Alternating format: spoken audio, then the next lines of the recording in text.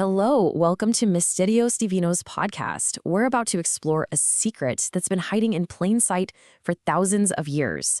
A code embedded in the very first word of the Bible that just might change how you see, well, everything. Our journey starts with a truly mind-blowing claim from one of history's greatest sages, the 18th century scholar known as the Gaon of Vilna. Imagine him, gathered with his students, and he tells them something almost impossible to believe: that the whole of Scripture, all 5 books of Moses, is packed into the first word of Genesis. Now, how could that even be possible? Well, his logic unfolds kind of like a set of Russian nesting dolls, where each truth fits perfectly inside a larger one. It's an absolutely breathtaking concept. So let's walk through how he saw it. He laid it out step by step. He said, look, the entire Torah, it's all contained right there in the book of Genesis. And the entire book of Genesis? It's all right there in the first weekly portion. Then that whole portion is contained in the very first verse. And you guessed it, the entire first verse is contained within its very first word, Bereshit, which means in the beginning. You can just imagine this silence in the room. His students were completely stunned. I mean, this was just too much to process. But then, one brave student decides to test the master. He comes up with a very specific and actually very clever challenge. He asks, Rabbi, okay, but what about the law of Pidyon Haben, the redemption of the firstborn son? It was a great question.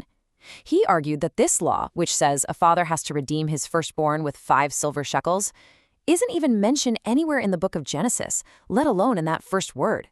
So how could the master's claim possibly be true? But the Gaon of Vilna, he didn't even hesitate, not for a second. He just looks at the student with this knowing smile and says, you just said the answer yourself. He was about to reveal a hidden code, a way of seeing the text where single letters become the seeds for entire words. So he took the word Bereshit and he broke it down into its 6 Hebrew letters: Beit, Resh, Aleph, Shin, Yud, and Tav. He told his students to stop seeing just letters and start seeing a message. And here's the reveal. The Gaon explained that these letters form an acronym, a secret sentence hidden right there. Bet stands for Ben, which means son.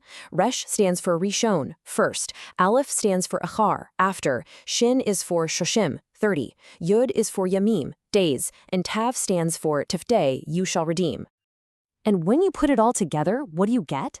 The letters spell out the exact law the student had questioned. The first son, after 30 days, you shall redeem. The classroom just fell silent.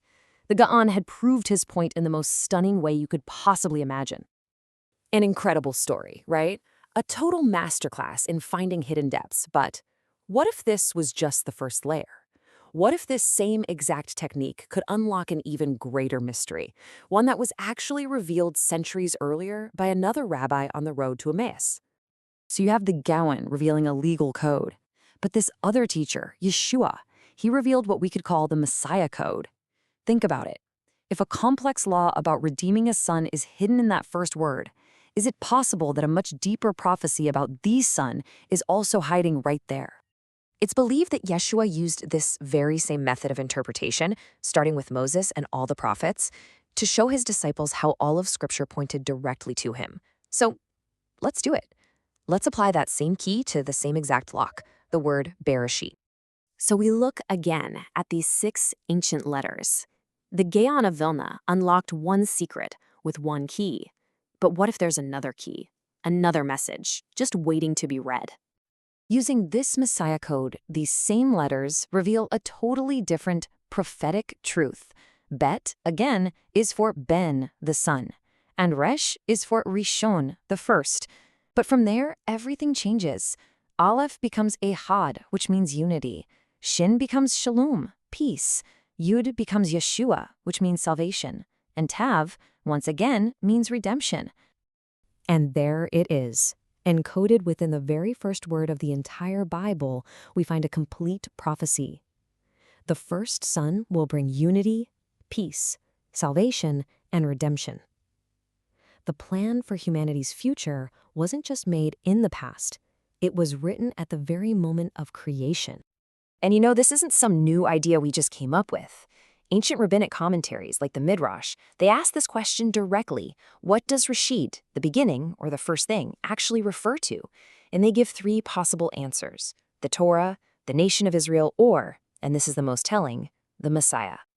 This idea is echoed so powerfully in the Talmud, where the sages state that the ultimate focus of all prophecy, the one goal that all of Scripture is pointing towards, is the age of the Messiah. It was always the central theme. So, what does this all really mean for us? It means that the word Bereshit isn't just some static record of a creation that happened a long time ago. No, it's something active. It's something alive. Every single time we read that word, we're not just remembering the past, we are activating a code for the future. We're acknowledging that the entire plan for redemption was never an afterthought. It was the opening thought, encoded from the absolute beginning. And that leaves us with a pretty profound question to think about. If a secret this huge, the entire plan of redemption, was hidden in just the first word of the Bible, just imagine what other mysteries, what other codes are still lying there, waiting for us to find them. If you liked this deep dive, subscribe, leave a like, and definitely comment on what you liked most. And of course, share the video. Thanks for joining us. Until next time, keep searching.